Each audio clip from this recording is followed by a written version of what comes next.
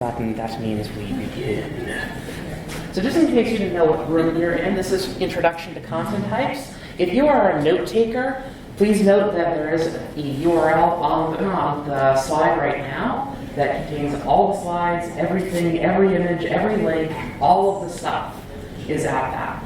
Unfortunately, it's about 2 minutes out of date now. I already changed 2 slides in the last 20 minutes. I'll fix that tonight, hopefully. You might be wondering who this weird person is if my legs are really that sharp here, and if I really do get that excited when I have boarding pass for a business trip. The answer to that one is yes. My name is Tess Flynn. I'm socket winch. That's winch, not wrench. I am the module maintainer for Flag Friend, and for examples, and I am a Drupal developer for FFW, formerly Blink Reaction, ProPeople, and Visted, now the largest Drupal company in the world. Just let me know if you have a Drupal project, tell me about it. If you're interested in working for a Drupal company, come talk to me. We'll discuss it. All right? So let's step into our time machine and set the way back machine to the early 90s, to the beginning of the web, when we handcrafted websites using rough-hewn clubs. And everything was a page.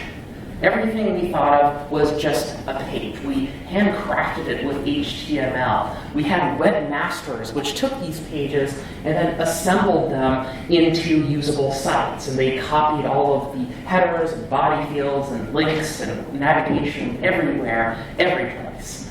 And things were fine for a while, but sites got bigger, pages got more numerous, and then it just kind of turned into this big, huge mess. And it really kind of started hurting, and then came the first time we needed to redesign the site, and it hurt. Along then, other content management systems, pieces of software designed to manage content, came along, like Drupal. And Drupal doesn't really think in terms of pages. It thinks in terms of content. So a page isn't necessarily a piece of content. A content is not necessarily a page. It's a thing that we can put into a page. CMSs think in terms of content. They don't think in terms of pages. So you have to get away from that page idea at first, just to kind of understand where we're going here. Content could be a page, doesn't have to be a page, but often it's going to be something we put into a page. Sometimes we put multiple pieces of content into the same page. Drupal also tends to organize its content into things called content types. So it kind of categorizes the kinds of stuff we have, the kinds of content we're using. So we've taken the page of the content out of the page into its own thing, and then we kind of categorize the page. Now, when we do this, we're actually trying to work with the content management system. CMSs really like typing content. They form the basis of how we organize content in a content management system like Drupal. Drupal actually thinks of a content type kind of like this. So we have our content type, and it has a title field, 0 or more custom fields, permissions that are associated with the type, and also some metadata. So that's a content type. All right, so, okay, cool. We're done. We can go home now. Bye. Actually, it's a little bit more complicated than that. Why do we have this? What was wrong with pages to begin with? Why do we have content types? Why do we need to structure our content? Well, imagine that your website is like a house, and your house is a little weird in that it has a whole bunch of drawers in it. Now, when you need to go and find a particular thing, you're going to go and start opening various drawers, and you're going to try to find the thing that you're looking for, your single piece of content. Now, if everything is just an unlabeled drawer, it's kind of a mess. There's no organization to it. We need to get that organized. And that's what content types do.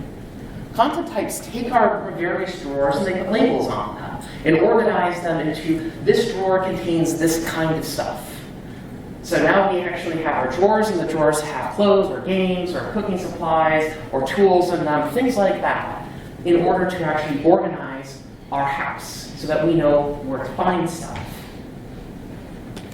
With this, we can actually work a lot more effectively.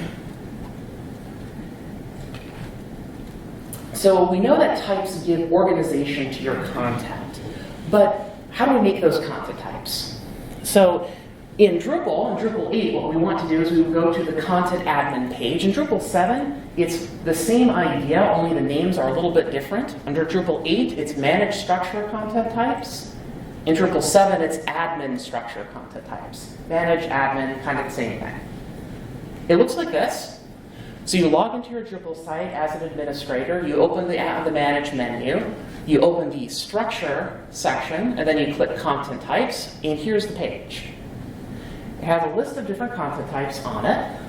A lot of these are actually provided out of the box with Drupal, but we want to make our own. We don't want to just use the ones that are there. We want to structure our content, not just use what Drupal gives us. So what we do is we actually click the Add Content Type button. That takes us to this page. Now from here we can start building our content type. And how we do that is first we decide upon a name for our content type. Now this is actually not a very well named content type. Names are really important. We need to think about those, but we'll get to that. Just for the sake of argument, we have a content type and we enter in a display name in the name field. At the same time, you'll notice that a machine name is also populated along with the display name. Drupal needs these machine names to keep everything unique and organized within itself. You don't need to enter the machine name. It will generate one based on the display name that you've entered. After that, you can enter a description.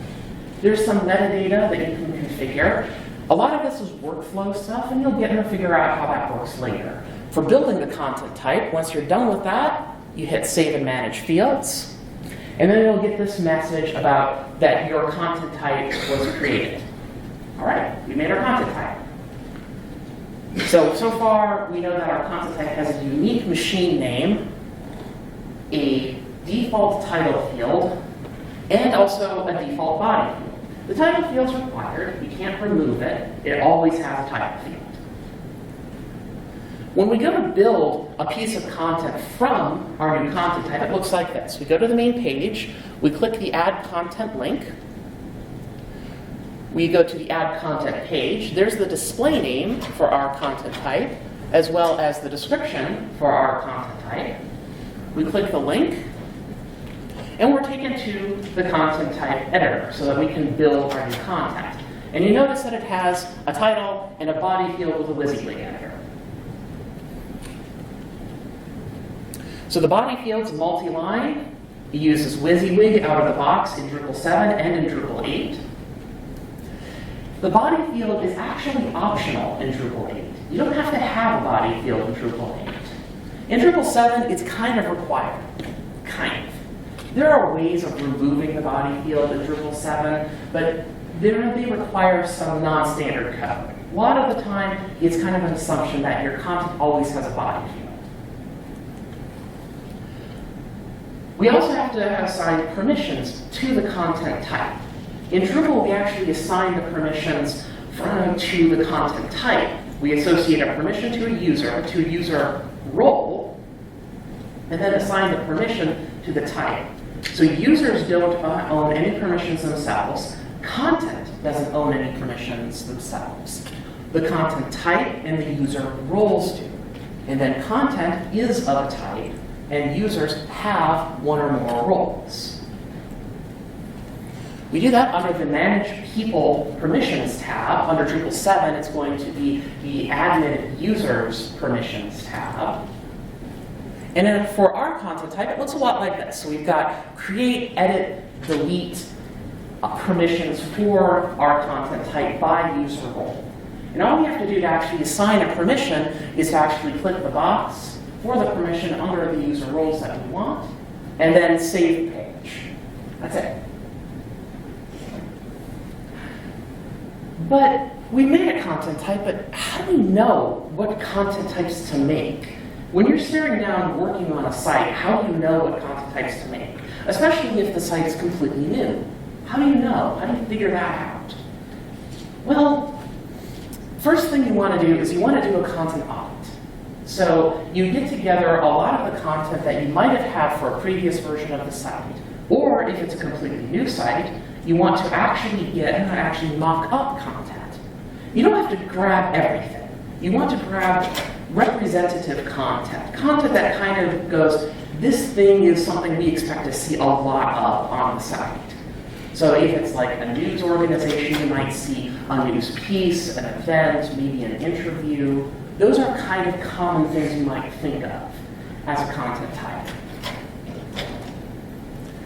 If we did it for, let's say that we did this for a site and we get this kind of content. So far it's just a title and a bunch of stuff. And it has titles like lessons from the issue queue, flag module recipes, and something called Me by the Lake, and About Us. Well, if we look at this, we want to kind of look for similar kinds. So there are lots of different ways of doing this. One way that I like doing it is called a card sort. So what you do is you actually take all the different kinds of content and you kind of write down a blurb of them on a card, or at least the name of them that people are familiar with. And then you let people organize those into categories. If you do this several times, you'll begin to get patterns out of it, and you'll be able to structure your information. There's a wonderful book on card sorting by Donna Spencer that you can actually get online, and there's plenty of tutorials online about card sorting as well. This is just one way of figuring out your content. So we've taken some of our representative pieces of content, we've looked for similar kinds, we group them together, and we find out that we kind of have these distinct kinds. We have a blog type, we have a forum, we have a picture, we even have just page. We want to abstract those and turn them into content types. So now we have a blog type, a forum type, a picture type, and a page type. So, okay, we've got our content types, we're done, right? We don't need to do anything else, right? Is there something behind me?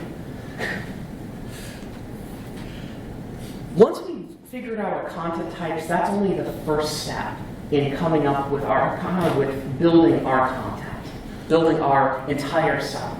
Because we can run into a problem about blobby body fields and creeping WYSIWYGs.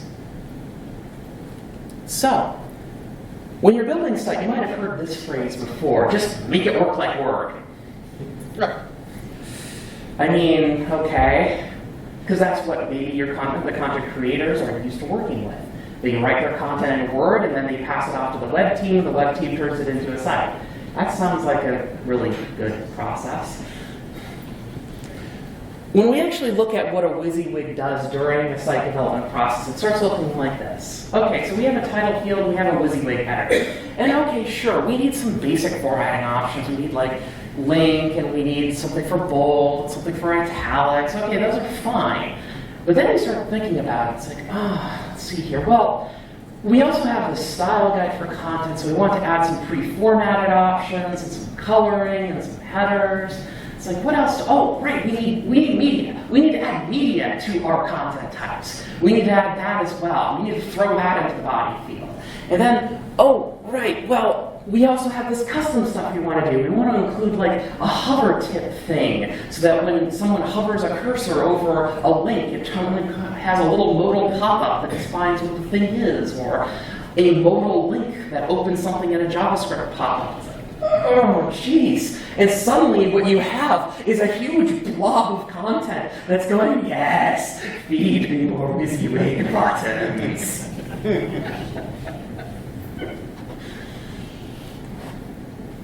The problem is that the body field is essentially unstructured content. It's a bit like a tyrant. It just says, I determine my own format, you deal with it. And then it pushes that content to all of the different devices, all of the different users. And those poor devices are on the knees. They're going, spare us, Lord, content, please.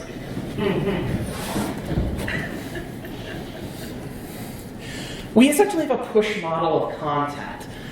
The body field isn't really flexible enough in order to actually know what we need to do for all the different contexts, all the different devices, all the different stuff. We bake in the format right into the content itself, and then it's baked in once and forever. You can't get your milk and eggs back from the cookies. You're stuck with the cookies even if you made them wrong. And then the problem gets even worse when you start considering the human management angle of it. So we have unstructured content. We have a target, say like the desktop web. We don't want to give our content creators direct access to publish whatever they want, because that's probably not good for the company. And not only that, they'll tend to do whatever they want. They won't have a unified voice for the company. So then you start having reviewers. They go through and take this body field and they go, okay, well, you need to have these header fields and these sections and structure it like this. After a while, you'll start developing a style guide related to that, so that content creators can write their content so it feels like the right thing, so that the editors don't have to do a lot of work back and forth with the writers to reformat everything. And only then, does it get pushed to the channel. Now this is a very laborious, time-intensive, human-oriented task, and it kind of sucks. And then mobile came along and made everything complicated. We started thinking, how do we deal with mobile if we have a desktop site with our existing processes? So some companies might just have said, just use the desktop site. Now this was a few years ago. Almost no company does this today. And the problem is that you're always stuck in this odd cycle of zoom, scroll, and repeat. It sucks. We don't want that either. Okay. The problem, so we'll think, okay, we'll take our desktop site and we'll completely separate it off with a mobile site with a completely unique URL and a unique design and everything. And then you suddenly have that, m.yourdomain.com site. The problem is that this doesn't really fix the problem with our content. The problem is that we have desktop-sized content that we're trying to squeeze into a little tiny screen. And all of that embedded media and callouts and pagination, all of that is still in force because of your style guides and processes. And so it's still a mess. So you might think, well, let's just truncate our content and then it will fit in. We don't want to have, the title field going halfway down the user's phone screen. We'll just truncate it at some point and then it'll be fine. It'll work out, right? Well, let's consider this quote. This is a real forum post title from a real game development site about 12 years ago, and I'm very old. A particularly unintelligent truncation algorithm might just cut off the last 2 letters of that phrase. And then you have your users start imagining this dystopian future of omnipotent underwear. Now, if you actually truncate this at a word boundary, it doesn't solve the problem. Because now you have different phrases. Oop, got ahead of myself. You have different phrases, and they all infuriate the user because they're not telling you what the thing is. It's like you're lying to the user. You're saying it's this thing, and then they go and click on it, and then they see the real title, and they go, what the heck is this stuff? That's not what you just told me. What do you mean there were 3 dots there? You don't want that. We can't just separate our sites. We have to have separate channels to create separate processes, to create separate content. But this creates another problem. So we have separate desktop content, separate mobile content, so that we don't have to truncate stuff. Okay, that's fine. But now we have to hire 2 developers, or have 1 developer work on 2 different sites. We have to have separate writers that are used to 2 different styles of writing content. Then we have to have separate reviewers to review separate kinds of content, to make sure they follow the style guide that's appropriate for each target. And what's happened is that we are now serving the robots, not the robots serving us. We have multiplied our work because we have separated our channels. Now, in a lot of large organizations, this is fine as a stopgap. It gets stuff done, but it doesn't fix the problem. The problem is that our content isn't very smart. Not only that, it's a usability nightmare. When you have 2 separate sites, it breaks sharing links between users. How many times on social media have you shared a link and then the link is for a mobile site? And then all the desktop users are like, why am I reading this? Or you're on a desktop and you share it on social media, now all of the users have to read the desktop site, and it doesn't load correctly, and there's a pop-up ad delay. Things like that have happened. It sucks, and it just makes your developers work harder. You don't want to do this. And the problem is that different targets are legion, because after a while, you'll get more and more of them. It's not just desktop and mobile. Now we're looking at weird devices. We have wristwatches, we have mobile devices, we have wearable devices. We're now putting information devices on refrigerators and ovens and vacuum cleaners and all of this weird stuff that we didn't think we would have to worry about pushing content to in the future. And now it's just like we can't separate all of this. If we keep separating channels, we'll be hiring people forever to reproduce the same content by the same outline. And no one is happy. Maybe the problem isn't our targets. Maybe the problem is that. Our unstructured content. It's that which is the problem. We made that decision without thinking about it, because it was there. And now we have all of this pain and heartache and Kafkaesque nightmare because we didn't think that maybe the body field is the problem. We need adaptable content. We need content that's smarter. What we want is we want smarter content. We need to pull the content to the front end, not have tyrannical content pushing itself to the front end. We want our front ends to say, I need this. Please give me this content. And the content will be perfectly happy to go, sure, here you go. And I'll give you exactly what you need when you need it. The problem is you can't query a body field. You can't just go and ask the body field for something. You have baked everything in. You already have cookies. So what are you going to do? No matter how many WYSIWYG buttons or smart tags you use, you can't undo what you already did. The body field has no real meaning. It's a junk drawer. Does anyone in this room have junk drawers? Okay. How many of you have more than one junk drawer? Yes, I'm raising my hand. This is my junk drawer, actually. The body field is the junk drawer of content. You'll notice that this junk drawer has no meaning whatsoever. It's got a sewing kit and some wall stickies and polished rocks and a door kick plate, bottle of reflective tape. Is that a name tag for my first job? It has no meaning.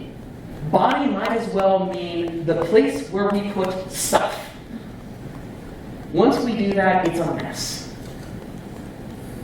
It's like if we took our house, our website house, and if we were only looking for one thing of content, we might have a good idea where it was. Maybe it was in the junk drawer. We find the junk drawer and we're fine. Okay, this is okay because I only needed one thing. But let's say that you wanted to do something more interesting. Let's say for the sake of argument, you are a news site, and you have a number of pieces of content that were interviews. And in those interviews, you selected an inspirational quote in each one of them. Now, some years later, you're thinking, I want to take those, and I want to remix all of those quotes into a new piece of content, and reference all of the old pieces of content while I'm at it. Sounds like a great idea. But the problem is that you have junk drawers everywhere, because you just have body fields. Junk drawers. So now, you have to dig through all the junk drawers manually, find the pieces you want, reassemble them in a huge spreadsheet, then hand the spreadsheet to your writer, the writer makes the page goes back to the web development team, and then it goes onto the site. It's like, we're serving the robots again. Junk drawer content limits reuse. We can't reuse body field content. We actually have to break that up. We can't recombine and remix the pieces for later reuse. We can't reinvent it. We can't reshuffle it. Another good example is, let's say that you're a podcast and you have all of your different guests and you want to make a wiki for your podcast that has, an entry for every guest. and you enter the hometown of every user, of every one of those guests. But in a wiki, it's in the body field. Now you can't make a map of all of your guests. You're stuck again. If that hometown was its own thing, we could make that map really easily. We could make a new thing from old content. So let's take this piece of content. Now, when we look at this, we can actually know that it's got a title, and yes, it has a body field. If we look at that body field and we break it up, we start examining the patterns of what went into that body field, we start to notice discrete pieces of data. Things like a gallery, things like there's a biography, because let's say this is a piece of interview content, a key quote, a biggest lesson section, some author information. Now, let's say later on you have all these interview posts, and then you have your author who's done all of these different interviews, all of this time, gets married, or maybe they grow a second head or something. Something that necessitates them changing their author information. Well, if it's in the body field, changing one of those can't be hard, but then you've got lots of them to deal with. It hurts. You might be able to make a script to actually go through all of these 14,000 pieces of content and change it. But it's going to break, it's going to error, and it's going to require manual work. We need to do this smarter. What if we took all of that body field of content and we bust it up? We bust it up into those component elements. And we make this CMS work with those component elements instead of as one big blocky body field. That's how we build smarter content. It doesn't bake in the format. It provides front ends with just what they need when they need it. And we have chunky fields. We've broken up that body field into fields, not big, huge, blobby bodies. So how do we dispose of our bodies? Good content, a good web designer will help you move. A good content strategist will help you move bodies. Let's add some new fields to our content type in Drupal. Under Drupal 8, it's going to be Manage, Structure, Content Types, and then you click Manage Fields. I think that's a tab. In Drupal 7, that's going to be Admin, Structure, Content Types, blah, blah, blah, blah. So here's what that page looks like. We have already selected our content type. And we have a big button for adding a field. Of course, we still have that horrible, terrible body field, but let's ignore that for a moment. Let's add a field. And then we're offered with the option to select a field type. So we select a field type. Let's say we select image. And then we'll notice something interesting. We're given a field display name, and also the field has its own machine name. This means that fields exist independently of their content type. They're their own thing. So we enter a display name, we hit save and continue, and then depending on the kind of field that we've created, we have any number of different settings. This is unique per field type. Images have one settings, text has other settings, Boolean has other settings. That's all very similar. Those are all unique to themselves. And it will require some trial and error to figure out, how those settings work. Once we're done, we can save the settings, and then we can actually start building more and more fields into our content type. You might have also noticed this thing about reusing fields. Now you can reuse fields in Drupal. Once you've defined them once, you can reuse them in other content types.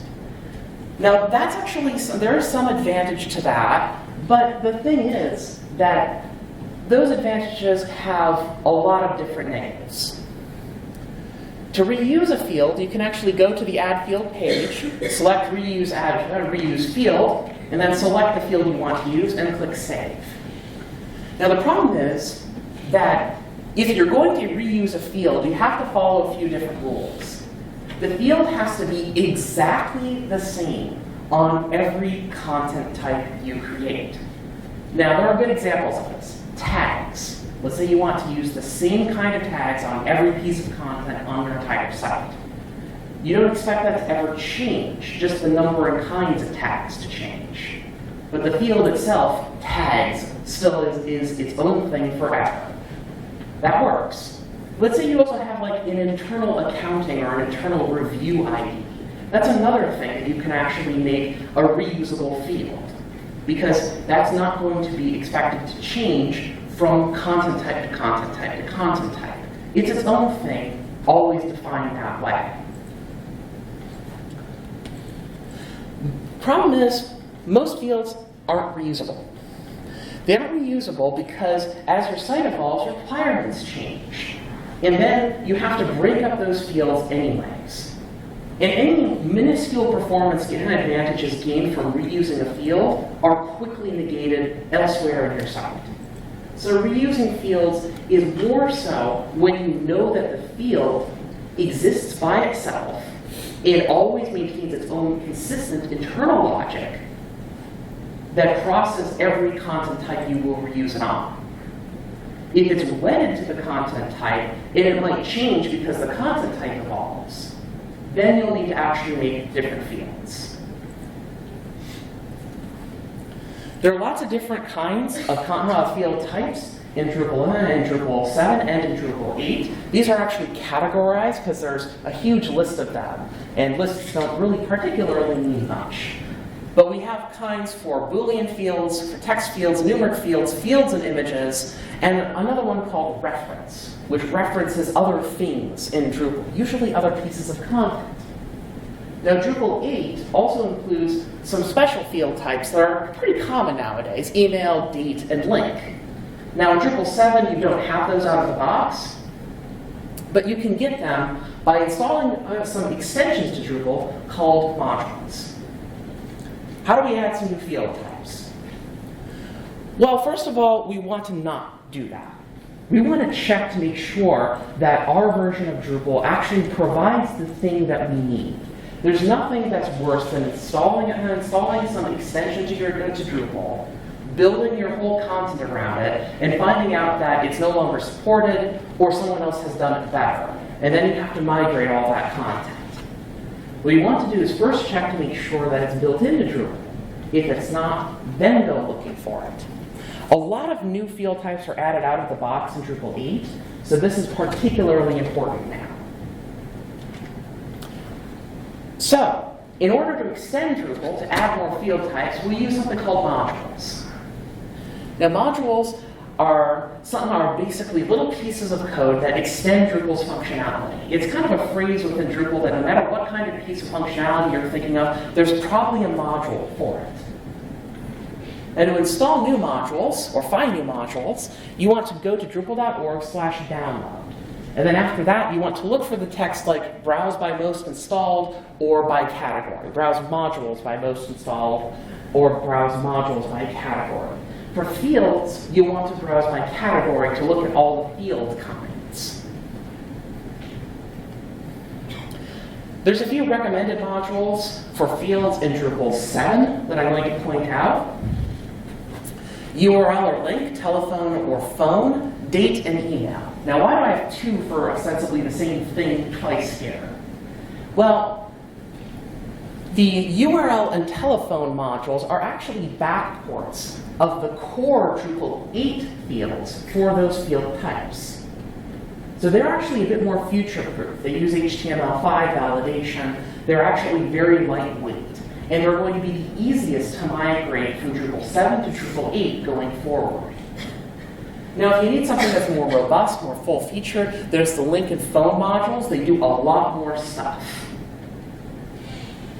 Date and email, those are already going to be the same, either in 7 or 8. So how do we handle multimedia? Pictures, videos, audio. How do we handle all that stuff?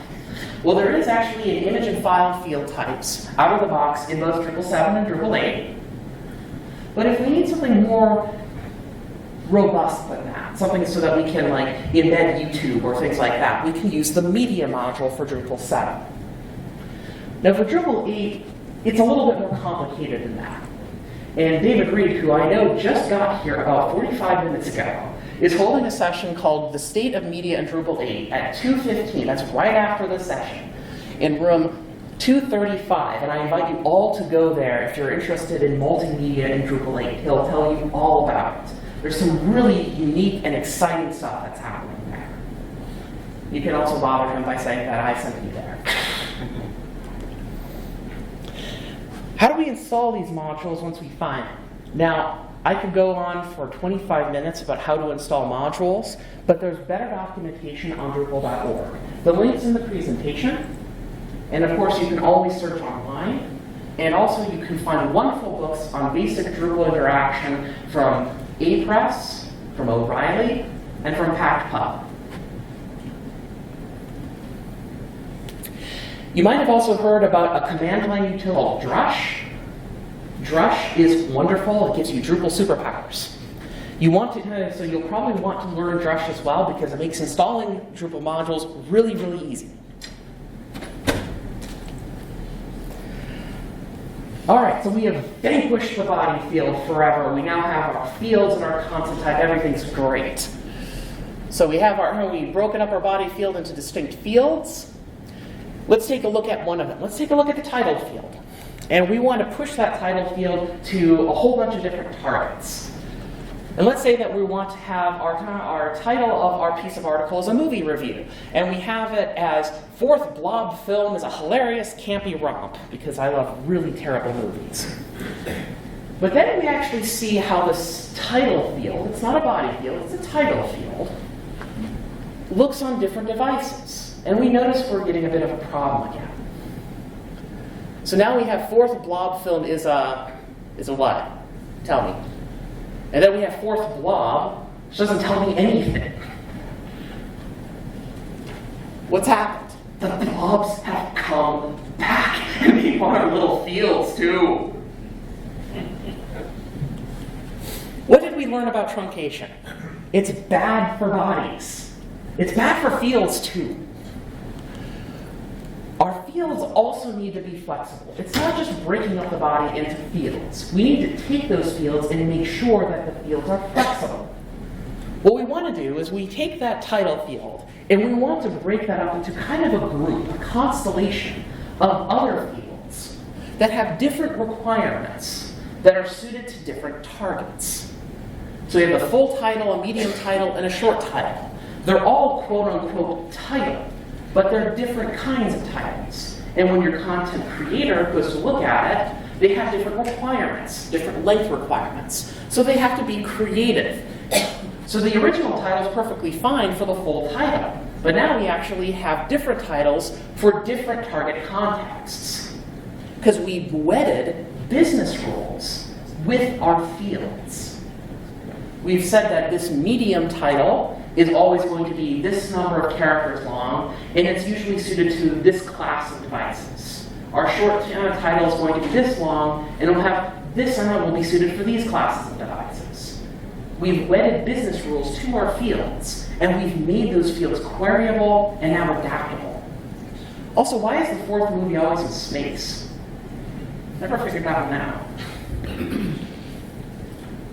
Adaptable content isn't just fields, it's packages of content.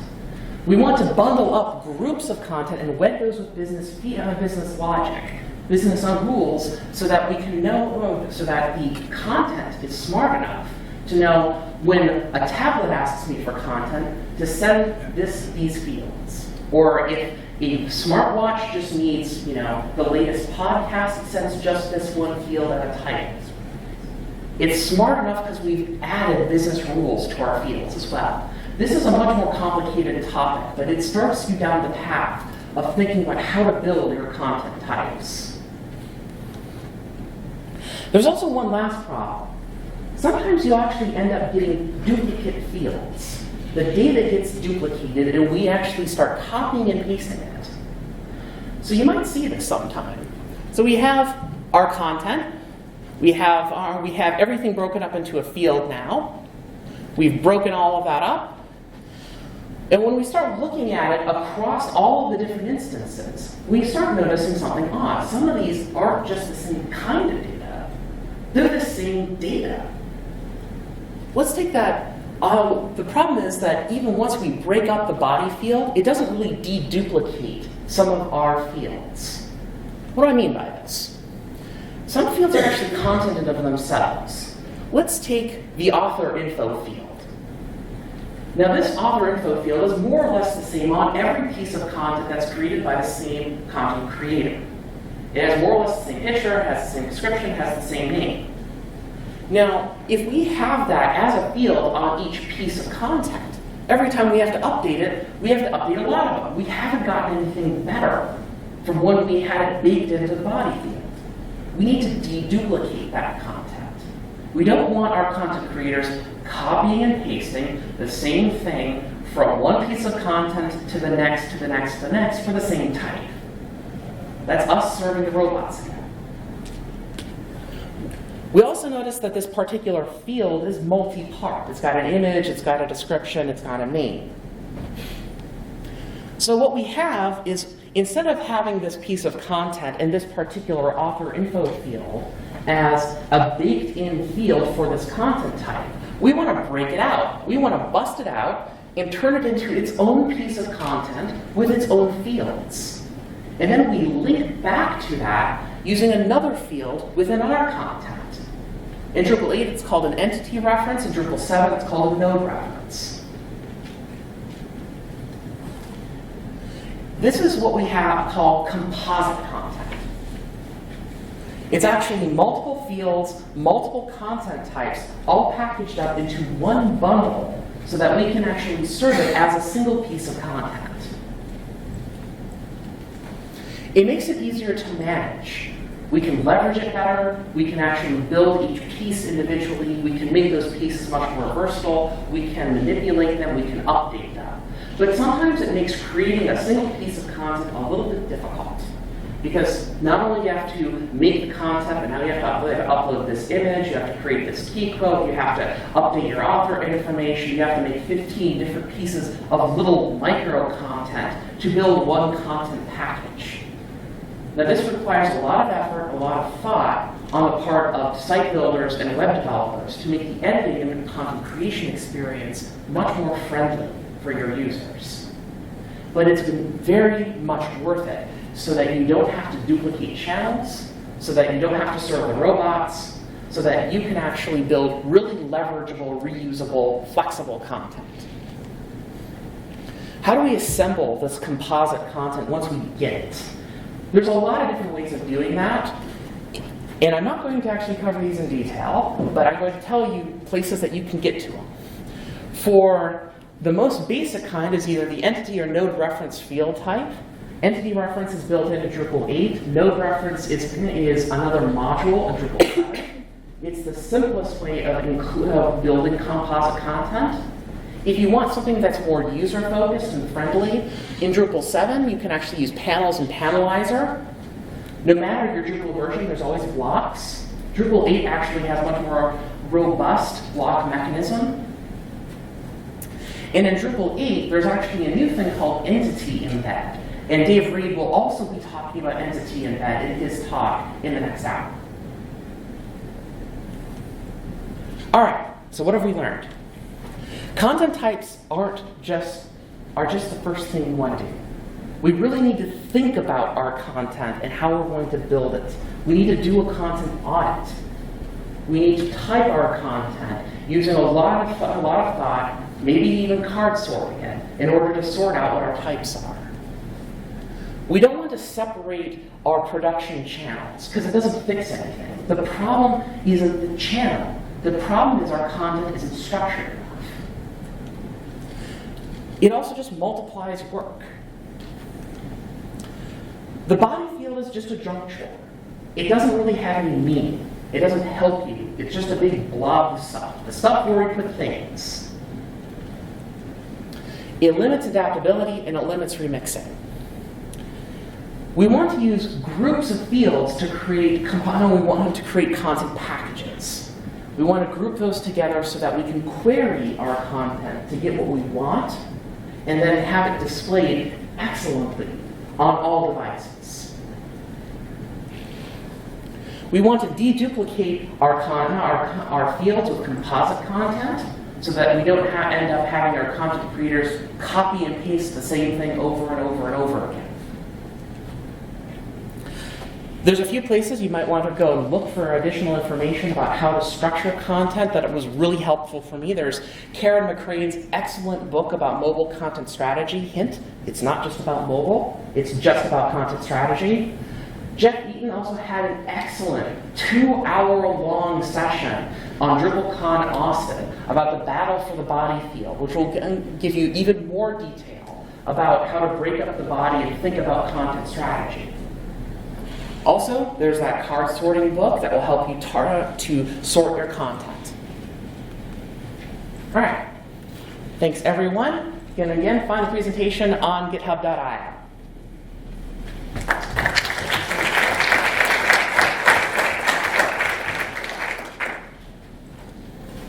So are there any questions? Because we have about 10 minutes. You do much theater? No, I don't do much theater at all. People tell me that I should have, but I never did. I used to actually be in competitive speech in high school, and I wanted to actually be in comedy, but I wasn't funny enough, so they put me in informative, and then I started getting too funny and informative, and I'm here now. It helps that I have a really screwball sense of humor, and I like really terrible movies, so. What's the most terrible movie you know? The most terrible movie I know is probably, well, okay. Terrible is many different kinds of terrible. I usually will tell people about a Sean Connery sci-fi film from the 70s called Zardoz. It is not kid-friendly. It is very high concept. It is incredibly boring. It is 2.5 hours long that if you finally make it to the end, you'll actually look and feel like the characters during the credit sequence. This person has seen this film. This is what I'm talking about. It's a terrible, boring film, but I love it because it's so weird. I think the last terrible movie I watched was a Godfrey Ho stitched together called Ninja Terminator. I got a quick question. Yes. With the content types, and you have authoring, if you're authoring a large volume of content, how do you manage that with a bunch of different disparate content types? So if you're doing high volume, maybe producing a lot of websites.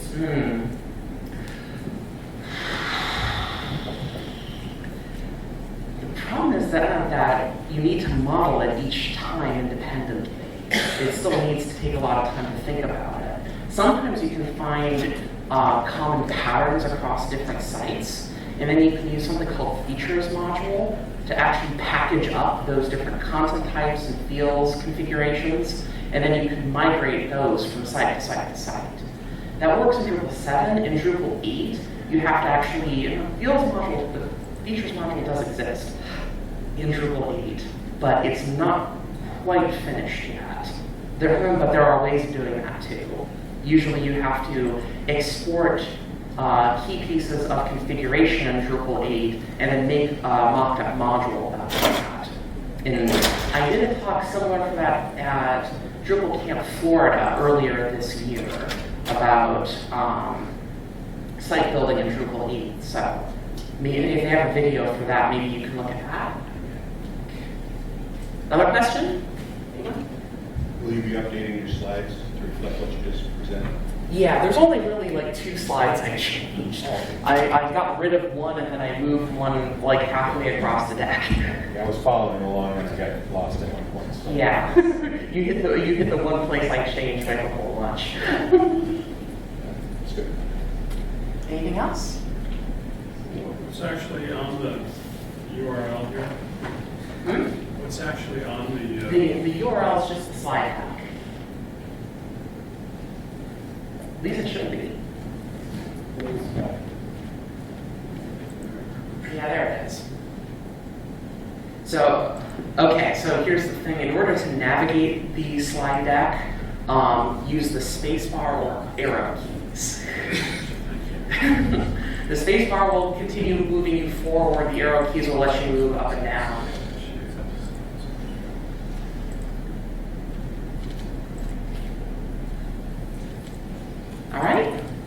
Anything else? All right, thanks everyone. Thank you. Thank you.